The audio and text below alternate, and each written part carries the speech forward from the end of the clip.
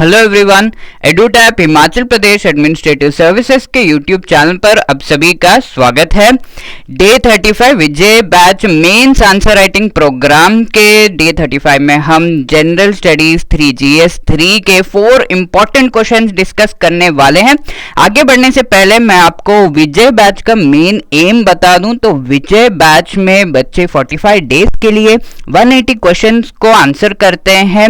HPS mains examination के pattern में ये क्वेश्चंस बने हुए होते हैं और उन क्वेश्चंस को आंसर करते हुए उनकी आंसर राइटिंग की स्किल इतनी बेहतरीन हो जाती है कि they can be writing like toppers by the end of these 45 days. और ये चेंज बहुत ही अच्छे तरीके से कई बच्चों में हमें देखने को मिल रहा है।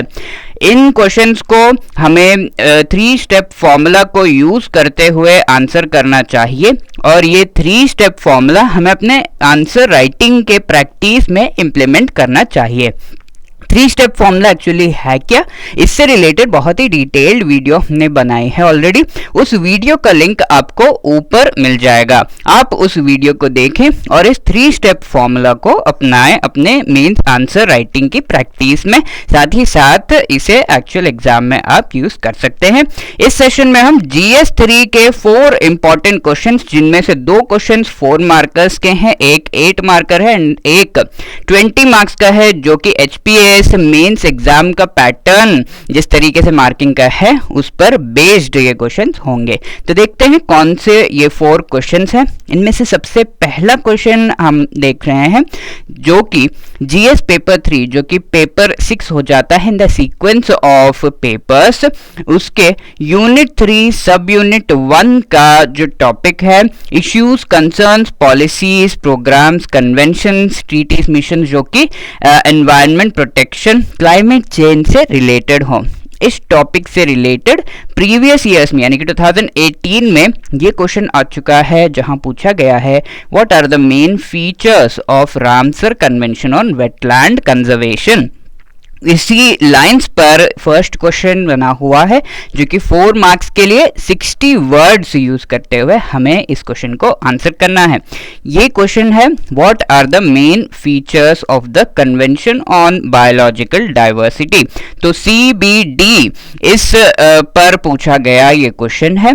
क्वेश्चन में जो डायरेक्टिव वर्ड है एज वेल एज कीवर्ड्स हमें सबसे पहले आइडेंटिफाई करने चाहिए। इससे हमें ये पता चलता है कि किस तरीके से हमें इस क्वेश्चन को आंसर करना है। क्वेश्चन का directive word mostly 4 marker question में आपका जो डायरेक्टिव वर्ड होता है, जिससे आपको ये पता चलता है कि इस क्वेश्चन को किस कॉन्टेक्स्ट में और किस तरीके से आपको आंसर करना है, वो या तो व्हाट हाउ इस तरह के जो होते हैं डायरेक्टिव वर्ड्स वही यूज होंगे, क्योंकि आपको बहुत ही संक्षेप में जो है आंसर लिखना होता है, ब्रीफली आपको आंसर करना होता है। डायरेक्टिव वर्ड यहाँ पर व्हाट है, यानी कि डायरेक्ट आपको जो फीचर्स हैं CBD के वो आपको मेंशन करने हैं। तो दैट डजंट मीन कि आप सीधा फीचर्स से स्टार्ट करें। थोड़ा सा CBD है क्या उसका इंट्रोडक्शन आपको डेफिनेटली देना चाहिए। बहुत ही लॉन्ग नहीं होना है ये। इंट्रोडक्शन में थोड़ा सा छोटा सा आप ये लिख दें कि व्हाट इज CBD। ओके, इससे रिलेटेड जो कन्वेंशन हम देख रहे हैं, इससे रिलेटेड जो समिट है उसको मेंशन करना इस कॉन्टेक्स्ट में बहुत ही ज़्यादा इंपॉर्टेंट हो जाता है। This was opened for signature on 5th June 1992 at UN Conference on Environment and Development। UNCED जो जिसे अर्थ समिट भी कहा जाता है, वहाँ पर इसे फॉर सिग्नेचर ओपन किया गया। This came into force in 1993। बहुत ही ब्रीफली हमने इसके बारे में बता दिया। आगे हम इसके फीचर्स लिखते हैं। तो जब हम फीचर्स ये वर्ड देखते हैं, हमें इस क्वेश्चन को किस तरीके से आंसर करना चाहिए। तो फीचर्स वर्ड जब हम देखते हैं काफ़ी ओपन एंडेड हो जाता है, जहाँ पर आप या तो इसके ऑब्जेक्टिव्स लिख सकते हैं या तो आप ब्रॉड फीचर्स लिख सकते हैं। इसके अलग अलग जो इम्प्लीमेंटेशन हो गया, किस तरीके से फोर्स में आया, क्या थोड़ा हिस्टोरिकल बैकग्राउंड भी आप मेंशन कर सकते हैं, राइट। डिफरेंट वेज में आप इसे आंसर कर सकते हैं, but the best way is to go with the objectives. कि ये मेन इसका क्या एम है, right? That is only what the examiner is expecting out of you. Although the word feature जो है इसका मल्टीपल तरीके से आप आंसर कर सकते हैं, राइट? तो बेस्ट वे क्या है आंसर करने का, आप इसके ऑब्जेक्टिव्स के बेसिस पर आप जो है बताइए कि क्या फीचर्स है इसके।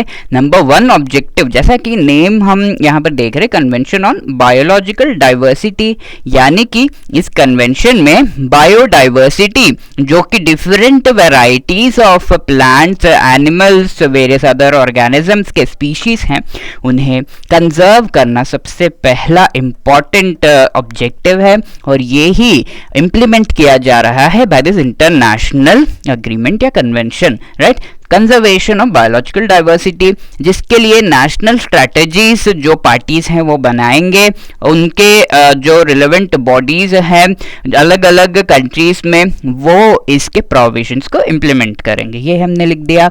साथ ही साथ सेकंड फीचर इज कि सस्टेनेबल यूज हमें करना है। पहले जो बायोलॉजिकल रिसोर्सेज बायोडाइवर्सिटी है उसे हमें कंजर्व करना है, यानी कि एक्सटिंक्ट, उन्हें डिस्ट्रॉय, स्पीशीज एक्सटिंक्शन से हमें बचाना है, और आगे जो रिसोर्सेज अवेलेबल हैं उन्हें इस तरीके से यूज़ करना है कि फ्यूचर के जो जेनरेशन्स हैं उनके लिए भी कुछ रिसोर्सेज बच जाएं। तो इन बायोलॉजिकल डाइवर्सिटी का सस्टेनेबल यूज़ हमें करना है, राइट? इसे एक्सप्लॉइट नहीं करना है, और इसके लिए इंटरनेशनल कोऑपरेशन इस कन्वेंशन के थ्रू एनविसाज किया जा रहा है। फेयर एंड इक्विटेबल शेयरिंग, जो भी रिसोर्सेस आपको मिल रहे, ये नहीं कि बहुत पैसे वाले जो है वही लोग यूज करें, तो इक्विटेबल शेयरिंग, फेयर, उसके जो बेनिफिट्स हैं वो मिलने चाहिए। फॉर एग्जांपल जो ट्रेडिशनल नॉलेज होती है बायोडाइवर्सिटी से रिलेटेड, जैसे कि कोई पेड़, इसके कुछ मेडिसिनल यूजेस हैं, वो ट्रेडिशनल पीपल, ट्राइबल्स को पता होता है, बट उसका यूज जो कंपनीज कर लेते हैं और उन ट्राइबल्स को किसी भी तरह का फायदा उससे नहीं होता, वो नहीं होना चाहिए। इस तरह की चीजें नहीं होनी चाहिए। बेनिफिट्स सबको मिलने चाहिए, और उसके यूटिलाइजेशन प्रॉपरली सब शेयर करते हुए करना चाहिए। साथ ही साथ preservation of knowledge and practices of indigenous communities, again जो इंडिजिनस कम्युनिटीज है, ट्राइबल्स है, जिन्हें नॉलेज है इन चीज़ों के बारे में, वो चीज़ जो है हमें कंजर्व करनी है। तो हम बायोडाइवर्सिटी को भी कंजर्व करते हैं। आप इन ब्रीफ, अगर आपके पास स्पेस एंड टाइम है, you can give a conclusion, और is not much required. Second question देखते हैं, ये भी सेम टॉपिक से रिलेटेड है, GS 3 और यूनिट 3 सब यूनिट 1 का टॉपिक है। 2019 में ये क्वेश्चन आया था, जहां पूछा गया describe in detail about different factors responsible for global warming. Although ये 8 मार्क्स के लिए आया था, हम इसे अगर 4 मार्कर क्वेश्चन बनाएंगे तो इस तरीके से होगा, list the different factors responsible for global warming. तो ऑन द सेम लाइंस ये क्वेश्चन बनाया गया है। डायरेक्टिव वर्ड लिस्ट है, आपको जो है लिस्ट करना है कौन से ऐसे फैक्टर्स है जिनके वजह से ग्लोबल वार्मिंग हो रहा है, राइट? तो ग्लोबल वार्मिंग हमारा यहाँ पर कीवर्ड है, फैक्टर्स हमारा कीवर्ड है। ओके, तो 4 मार्कर क्वेश्चन है, एक ही क्वेश्चन को आपको आंसर करना है।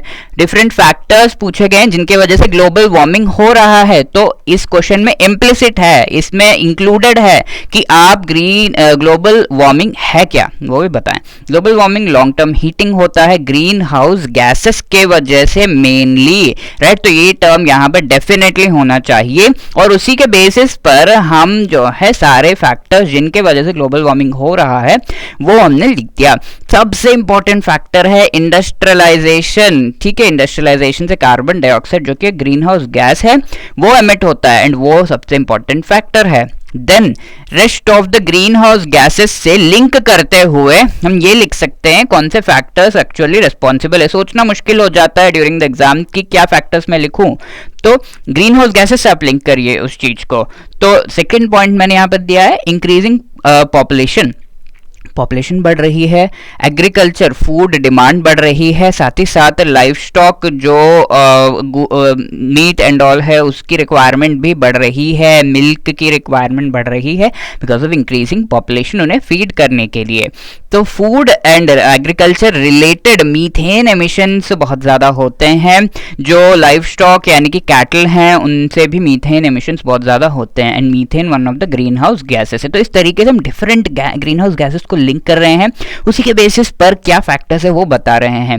थर्ड में हमने ये बताया कि नाइट्रस ऑक्साइड एमिशंस बहुत ज़्यादा हो रहे हैं, जैसे कि इंडिया का जो फर्टिलाइजर्स का सब्सिडी पॉलिसी है यूरिया को बहुत ज़्यादा प्रमोट करता है। यूरिया में नाइट्रोजन होता है, नाइट्रस ऑक्साइड एमिशंस इसके एक्सेसिव यूज़ के वजह से होते हैं। तो हमने लिख दिया कि policies having less environmental consideration.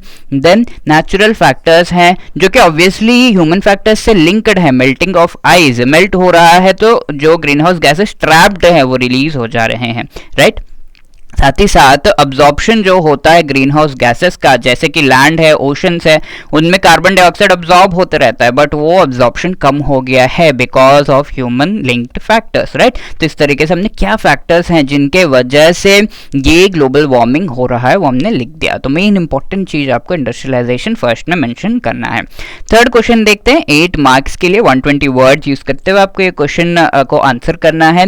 यहाँ पर ये question from the same topic, issues concerns related to climate change, उससे ही है।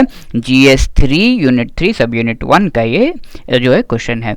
यहाँ पूछा गया 2019 में, explain the role of atmospheric ozone as a friend और फो। फो या फ्रेंड यानी कि वो उसके नेगेटिव एस्पेक्ट्स क्या है, पॉजिटिव एस्पेक्ट्स क्या है, या फिर ओनली नेगेटिव एस्पेक्ट्स है एटमॉस्फेरिक ओजोन के, या फिर ओनली पॉजिटिव एस्पेक्ट्स, वो आपको मेंशन करना है। Actually atmospheric ozone, ground level ozone जो है वो हमारा फो है, बहुत ही टॉक्सिक होता है वो, राइट। पर अगर हम उसको स्ट्रेटोस्फेरिक लेयर में देखें, वहां पर वो ozone layer ultra violet rays से हमारे अर्थ एंड वेरियस ऑर्गेनिजम्स को प्रोटेक्ट करता है, राइट। तो एटमॉस्फेरिक ओजोन के बारे में पूछा गया, ऑब्वियसली आप फो ये चीज ही लिखेंगे। इसको थोड़ा सा मॉडिफाई करके हमने पूछा है कि what is the role of atmospheric sulphur as a foe and the friend. ध्यान दीजिएगा यहाँ पर और दिया है, आप सिर्फ फो या फिर सिर्फ फ्रेंड इस तरीके से आप मेंशन कर सकते हैं। एटमॉस्फेरिक ओजोन एक हमारे लिए जो एनिमी है, ऑब्वियसली इसके मेन यूजेस खास नहीं है। यहाँ पर पूछा गया एंड, यानी कि आपको दोनों ही एस्पेक्ट्स बताने हैं, 8 मार्कर क्वेश्चन है, राइट। यहाँ पर डायरेक्टिव वर्ड है एक्सप्लेन। तो role of atmospheric sulphur as a foe as well as a friend, दोनों चीजें आपको मेंशन करनी है। सल्फर, एटमॉस्फेरिक सल्फर की जब बात हो रही है तो इसके मेन सोर्सेस ऑफ एमिशन क्या है, राइट। तो छोटा सा आपने इंट्रोडक्शन लिख दिया, ऑब्वियसली हमें सोर्सेस ऑफ एटमॉस्फेरिक सल्फर इस पर ज्यादा ध्यान देना है। एटमॉस्फेरिक सल्फर यानी कि sulphur dioxide, hydrogen sulphide, dimethyl sulphide, ये फ्यू सोर्सेस है, डिफरेंट जो फॉर्म्स है सल्फर के, वो डिफरेंट सोर्सेस से एमिट होते हैं, वो सब हमने यहाँ पर मेंशन कर दिया। एज अ फो यानी कि इसके वजह से क्या नुकसान हो रहा है, नेगेटिव एस्पेक्ट क्या है इसके, एनवायरमेंटल इंपैक्ट्स होते हैं, deforestation, acidification of water, corroding building material, sulphur dioxide जो रिलीज होता है उसके वजह से होता है। हेल्थ इंपैक्ट्स इसके होते हैं, काफी टॉक्सिक गैस होता है ये, विजिबिलिटी कम हो जाती है। अब सल्फर एमिशंस क्या एक फ्रेंड की तरह भी हो सकते हैं, क्या इसके कोई पॉजिटिव एस्पेक्ट्स भी हैं? तो number 1 thing is global cooling, यानी कि जो सल्फर एमिशंस होते हैं वॉल्केनिक इरप्शंस में, वो क्या करते हैं, पूरा एक लेयर बना देते हैं ऑफ दीज गैसेस। ऑल्दो ये टॉक्सिक होते हैं, बट देन जो सन रेज है वो पेनिट्रेट नहीं कर पाते और कूलिंग ऑफ द एटमॉस्फेयर होता है, राइट। तो ये एक पॉजिटिव एस्पेक्ट है, और ये बहुत ही बड़े स्केल पर अगर होगा तो ग्लोबल वार्मिंग को कम किया जा सकता है। ये चीज प्रूवन है बाय द एटमॉस्फेयर और जो क्लाइमेट चेंज साइंटिस्ट हैं उनके द्वारा। डिसइंफेक्शन में ये यूज होता है, सॉल्वेंट की तरह यूज होता है, प्रिजर्वेटिव्स, लिथियम बैटरीज में यूज होता है। सारे यूजेस हमने बता दिए और इस तरह से हमने बताया कि पॉजिटिव नेगेटिव इफेक्ट्स इसके हैं। फोर्थ क्वेश्चन देखते हैं, 20 मार्क्स का 400 वर्ड्स में आपको आंसर करना है। GS3 सब यूनिट 3 सब यूनिट 1 का सेम टॉपिक से हमने ये लिया हुआ है। यहाँ पर क्वेश्चन पूछा गया था इन 2018 6 मेजर क्राइटेरिया एयर पोल्यूटेंट जो कि एनवायरनमेंट प्रोटेक्शन एजेंसी के द्वारा लिस्ट किए गए हैं उनके बारे में। तो उसी लाइंस पर पूछा गया list the 12 initial persistent organic pollutants. तो POP जो है उन्हें परसिस्टेंट ऑर्गेनिक पोल्यूटेंट्स कहा जाता है, listed under Stockholm convention on POPs, right. तो इसके बारे में आपको डेफिनेटली पता होना चाहिए। यहाँ पर ये भी पूछा गया कि describe describe the effects on human health, on environment, also mention the measures. काफ़ी सारी चीज़ें पूछी गई हैं, बहुत सारे यहाँ पर आप देखें तो माइक्रो क्वेश्चंस बन रहे हैं। तो नंबर 1 थिंग आपको लिस्ट करना है, 12 ऑर्गेनिक पीओपीज को लिस्ट करना है। इसी के साथ साथ स्टॉकहोम कन्वेंशन क्या है वो बताना है। साथ ही साथ इसके इफेक्ट्स आपको बताने हैं, किस पर, ह्यूमन हेल्थ पर, एनवायरनमेंट पर, दोनों ही बताने हैं। साथ ही साथ मेजर्स क्या लेने हैं वो भी बताना है। तो 3 माइक्रो क्वेश्चंस बन रहे हैं, काफ़ी चीज़ें हमें यहाँ पर मेंशन करनी है। सबसे पहले चीज़ पीओपीज है क्या वो बताना है। हमने बता दिया पीओपीज क्या है, इसके क्या जो है फीचर्स हैं। The remain in long periods के लिए इन द एयर रहते हैं, वाइडली डिस्ट्रीब्यूटेड होते हैं ये नेचुरल प्रोसेसेस में, and also living organisms accumulate करने लगते हैं, इनको टॉक्सिक होते हैं, ये सब बता दिया हमने। जो लिस्ट किए गए हैं in the Stockholm convention initially, उसको बताने के लिए स्टॉकहोम कन्वेंशन एक्चुअली है क्या वो बताया हमने। 12 पीओपीज के नाम हमने बता दिए। आपको ये चीज़ें याद रखनी होंगी, ऑब्वियसली शॉर्ट फॉर्म्स में आप याद रख सकते हैं, राइट। तो ये थोड़ा सा आपको मेहनत करना होगा। इफेक्ट क्या है ह्यूमन हेल्थ पर, नर्वस सिस्टम पर है, बिहेवियरल इश्यूज होते हैं, डेथ हो सकता है, अदर इश्यूज हमने बता दिए, इम्यून एंड एंजाइम डिसऑर्डर्स हो सकते हैं। एनवायरनमेंट पर क्या इफेक्ट है, स्पीशीज अल्टर हो सकते हैं, बर्थ डिफेक्ट्स हो रहे हैं तो लॉन्ग टर्म में स्पीशीज ही अल्टर हो सकते हैं। बायोडाइवर्सिटी लॉस हो सकता है, एगशेल थिनिंग वगैरह जो है, बर्ड्स के एगशेल्स थिनिंग वगैरह होते हैं, इनके वजह से बहुत बड़ा उनको जो है लॉस है, लॉस ऑफ बायोडाइवर्सिटी यहाँ पर हो सकता है, स्पीसीज एक्सटिंक्ट भी हो सकते हैं, ये चीज़ हमने बता दी। मेजर्स क्या लेने हैं, स्टॉकहोम कन्वेंशन के जो वहाँ पर हमने एग्रीमेंट किया हुआ है, लिस्टिंग ऑफ द पीओपीज की हुई है, उन्हें हमें एलिमिनेट करने का पूरा प्रयास करना चाहिए। पेस्टिसाइड फर्टिलाइजर्स, मेनली ये सारे पीओपी जो है पेस्टिसाइड्स एंड फर्टिलाइजर्स होते हैं, तो उनका अच्छे से यूज करना है। इंडस्ट्रियल पोल्यूशन को हमारे बायोलॉजिकल सिस्टम्स में एंटर ना हो, ये चीज सुनिश्चित करनी है हमें।